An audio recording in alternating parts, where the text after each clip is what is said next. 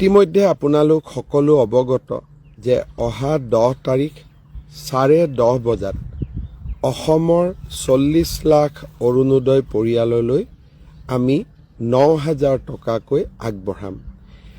এই উপলক্ষে অসমৰ প্ৰতিখন পঞ্চায়তত অসমৰ প্ৰতিটো কাৰ্বি আলং আৰু ডিমা হাছাও জিলাৰ MSC অঞ্চলত আৰু BTCৰ VCDC অঞ্চলত আৰু নগৰসমূহৰ ৱাৰ্ডত আমি একোখনকৈ সভাৰ আয়োজন কৰিছোঁ।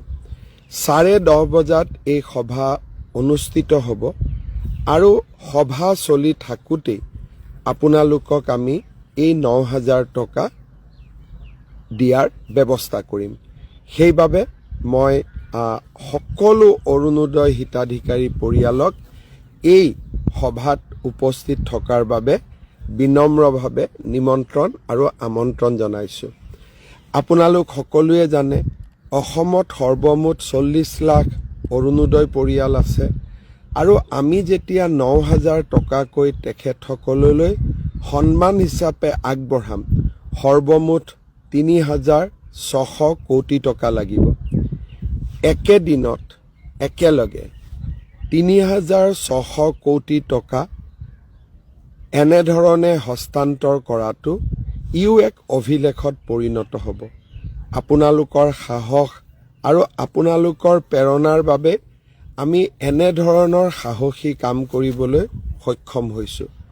অহা 10 তাৰিখে পুনৰ কৈছোঁ 10:30 বজাত আপোনালোকৰ গাঁৱৰ আপোনালোকৰ পঞ্চায়তৰ সভাখনৰ নিৰ্দিষ্ট স্থানত আপোনালোক যেন আহি উপস্থিত হয় আৰু 9,000 টকা আপোনালোকে যেন লাভ কৰে।